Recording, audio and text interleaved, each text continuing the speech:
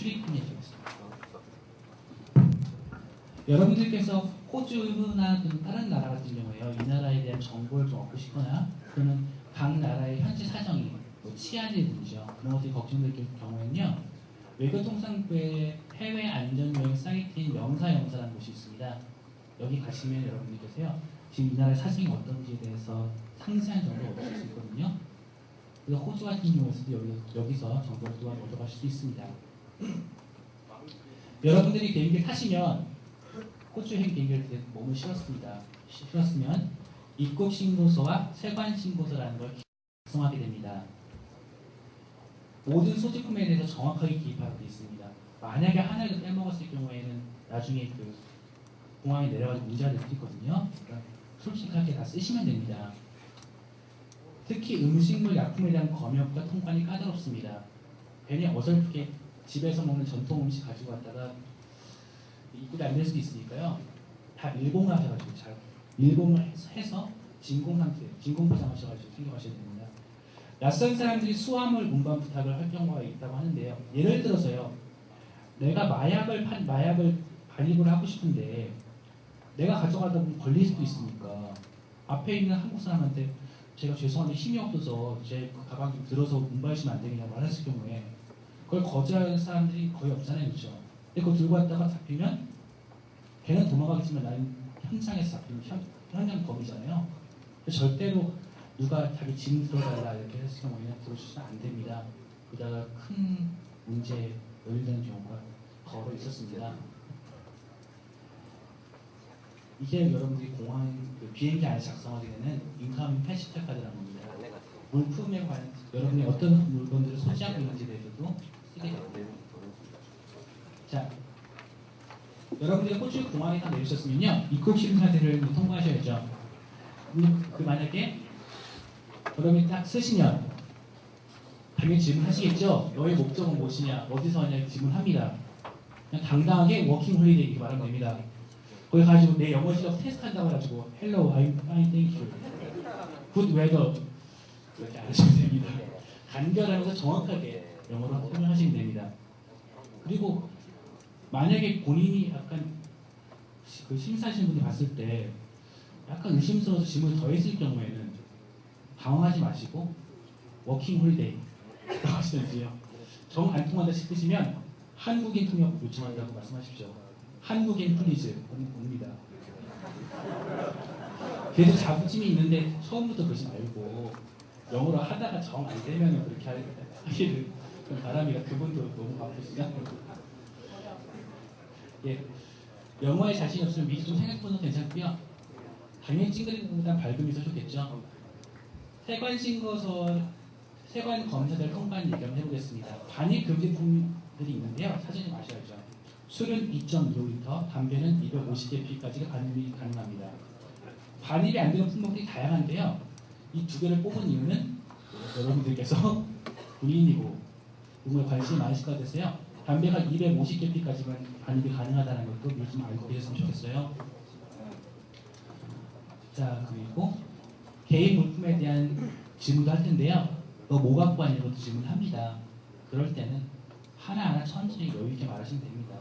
괜히 그럴 때 막 숨가빠하시면 더 의심스러우니까요. 보이시죠? 한국인 통역 요청하시면 됩니다. 여러분이 공항에 딱 내리셨으면 여러분은 정말 집에서 지금 떨어져서 혼자 호주에서 생활을 해야 되는 거죠. 그러면 모든 것들이 불안하게 되는데요. 공항에 내리시면 인포메이션 센터라는 곳이 안에 있습니다. 그러니까 부스가 있는데요. 거기 보면 한국어 가이드 책도 많이 있거든요. 이런 거 챙기시면 나중에 거의 정보가 다 있으니까요. 그거 보고 항상 가방에 갖다 계셨다가 궁금한 점 있으면 확인해 보실 수 있으니까 꼭 챙겨가셨으면 합니다. 그리고 여러분들이 일반적으로 내리셔서는 시드니에 많이 가세요. 그래서 제가 목적지로 이동을 시드니로 해놨습니다. 여러분이 호주에 내리셨는데 나는 호주에 친척도 없고 어디 갈지 고민되고 그럴 경우에는요. 보이다시피 시드니에 있는 호주 워킹홀리데이 서포팅 센터에 가시면 거기서 좋은 안내를 할 수 있거든요. 그리고 가능한 처음에는 시티, 도시로 향해서 가시는 것이 좋습니다. 정보를 얻기 편하거든요. 다음 보겠습니다. 교통편 얘기인데요. 열차도 이용할 수 있고 뭐 택시도 이용할 수 있겠죠. 우리나라만큼까지는 아니겠지만 교통이 좀 잘 발달되어 있는 나라니까요. 여러분들께서 호주 공항에 내리신다면요, 그 근처에 다 있습니다. 버스도 있고요, 또 열차 탈 수도 있고 또 택시도 탈 수 있거든요. 짐이 많으시면 택시 타는 게 좋겠고요. 예, 넘어가겠습니다. 그리고 만약에 여러분들께서 호주에 출발하기 이전에 그러니까 뭐랄까요? 홈스테이를 할 수도 있거든요. 호주에서요. 그럼 홈스테이를 하겠다고 미리 홈스테이 가정에 연락을 해놓으면은 그 홈스테이 집 어머니나 또 아버지께서 미리 와 모셔가지고 여러분들을 태워서 가는 경우도 있습니다. 그러니까 그런 방식도 있고요. 초기 정착 얘기해 보겠습니다. 여러분들이 호주에서 내리시면은 호주에서 살게 되면 나는 어디서 살아야 되냐가 고민이 되잖아요. 호주에서 여러분들이 어디서 묵을 수 있는지에 대해서 설명을 좀 드릴까 싶습니다. 백패커라는 게 있어요. 이거는 어떤 개념이라면 보시면은 큰 기숙사 형식의 방에서 6명에서 12명이 동시에 생활하는 겁니다. 그러니까 2층 침대 있죠, 그렇죠? 2층 침대가 딱 붙어 있는 거예요. 되게 좁고 일반적으로 시설이 안 좋습니다. 하지만 장점은 값이 싸다는 거죠. 호주 처음 갔을 때 뭐 럭셔리 호텔에서 묵을 수는 없는 거 아니겠습니까? 그렇게 묵을 거면 워킹홀리데이 비자로 아니겠죠. 그렇기 때문에 돈을 절약하는 데 굉장히 도움이 됩니다. 또한 많은 사람들이 모이게 되거든요. 그러면 여러분들께서 숙소에 들어갔을 때 프랑스에서 온 사람 한 명, 이탈리아에서 온 사람 한 명 이렇게 모여 있으면 서로 정보도 나눌 수도 있고 또 친구도 사귈 수 있는 거거든요. 그래서 저 같은 경우에는 호주에 처음 갔을 때 가능한 한 백패커에서 숙소에서 좀 더 묵는 게 처음에는 좋지 않을까라고 추천을 해드립니다. 왜냐하면 친구가 많을수록 덜 외롭잖아요. 보시면은 하루 자는데 $20에서 $35 정도니까 거의 우리나라랑 비슷하죠. 세면장, 샤워실, 화장실, 주방, 휴게실은 남녀 구분 없이 공동 사용합니다. 샤워실을 공동 사용이라 하니까 굉장히 놀라시죠? 실제로 그 백패커에서 잠을 자고 있는데 옆에 여자애가 금발은 아니었는데 하여간 들어와서 옷을 벗고 옷을 갈아입어요. 그런 게 볼 수가 있으면 보면 제가 남자를 안 보나 생각이 들 수 있는데 너무나 자연스러운 문화이기 때문에 그때부터는 본인도 막 보다 받았다면 되니까요. 주의점이 있습니다. 여러 사람이 한 방에 생활하기 때문에 배낭이나 짐은 항상 잠옷에 신겨야 됩니다. 언제 훔쳐갈지 모르거든요. 그리고 귀중품 관리에 좀 신경을 써주시는 게 좋습니다. 그리고 일반적으로 백패커는 싼 숙소이기 때문에요. 벌레가 있을 수가 있어요. 배드버그나 레드백 스파이더라는 벌레들이 있는데요. 벌레에 물리면 굉장히 아프다고 합니다. 그러니까 미리미리 좀 조심하는 게 좋겠습니다. 여기가 백패커입니다. 보시면은 약간 지저분하죠? 근데 이게 일반적인 모습이고요. 이런 데서 생활하게 됩니다. 백패커 숙소가 호주에는 굉장히 많이 있기 때문에 사실 어디를 가셔도 다 이런 스타일의 숙소를 구할 수가 있어요.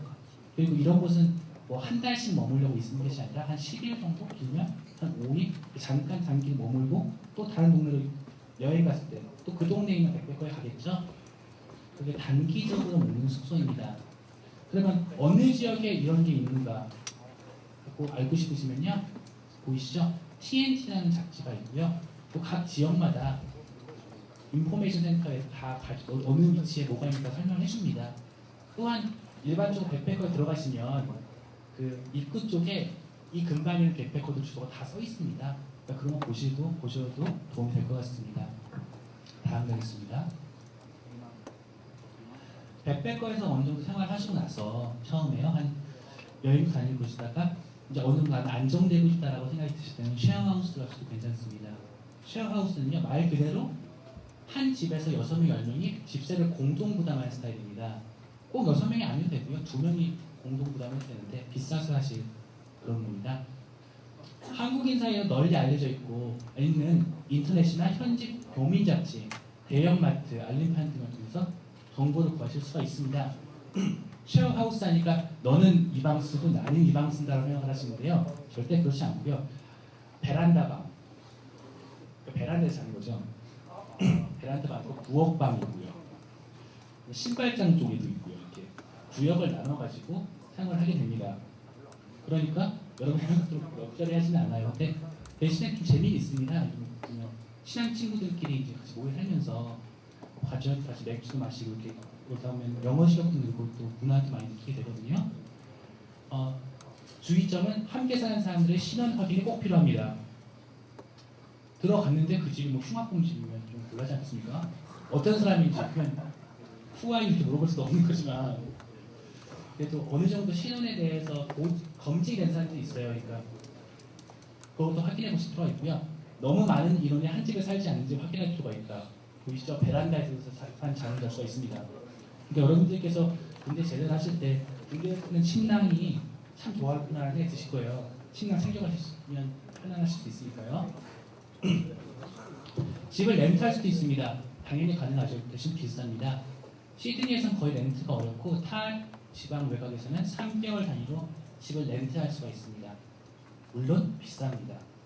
워킹홀리데이 오신 분들께서 렌트를 할 정도면은 거의 없다고 보시는 게 맞을 것 같아요. 렌트하면 이런 식으로 구할 수가 있죠. 아까 그 백패커는 큰 차이점이 있다는 걸 보게 됩니다. 일단 좋잖아요, 그렇죠? 그리고 홈스테이도 좀 설명해 드릴게요. 제가 처음에 호주 처음 가셨을 때 백패커에 가능한 한 묶으신 다음에 좀 어느 정도 안정이 됐으면 쉐어하우스, 그러니까 같이 사는 식의 숙박 형태를 추천해드렸는데요. 홈스테이도 처음 호주 생활 시작하는 분들이 굉장히 좋아요. 왜냐하면 밥 3끼 다 주니까. 그리고 자기를 누가 케어해줄 수 있는 집주인이 있잖아요. 그렇기 때문에 굉장히 좋습니다. 그래서 안전하고 믿을 수 있는 프로그램이고요. 하숙과 비슷한 프로그램이고 그 집의 한 구성원으로서 생활하게 됩니다. 그냥 돈을 내는 한국인의 뭐든지가 아니라요. 그 집에서만 아들딸처럼 이뻐하시거든요. 그렇기 때문에 실제로 정도 많이 느낄 수 있어서 호주 문화를 느끼기에 참 좋은 프로그램 같아요. 좋은 숙박 형태 같습니다. 단점이 있으면 보증금을 좀 내줘야 되고요. 함께 사는 사람이 신원 확인을 꼭 해야 되겠죠. 정말 중요한 겁니다. 그리고 대부분의 홈스테이는 집에서 지나치는 음주 금지. 그러니까 맥주 한 캔 정도 너무 괜찮은데 박스차 먹으면 문제가 되겠죠. 그리고 실내에서 금연. 요즘 모든 곳이 실내에서 금연이니까 그거는 제가 친구를 초대할 경우에는 미리 말씀하셔야 됩니다. 그렇겠죠. 집주인한테 실례 안 하려면요. 또한 미리 집에 안 들어갈 경우에도 말씀을 해드려야 돼요. 왜냐하면 집주인이 나를 위해서 밥을 준비해놨는데 내가 안 가면 일반적으로 호주 같은 경우에는 상 위에요. 그러니까 탁자 위에 제가 늦게 들어올 경우에는 식사 시간을 놓치면 제 식사를 놔두거든요. 그럼 계속 놔두게 되는 거예요. 그럼 집주인도 화나겠죠. 그러니까 미리 오늘은 밖에서 먹고 들어가겠습니다 라고 미리 먼저 말씀을 하셔야 돼요.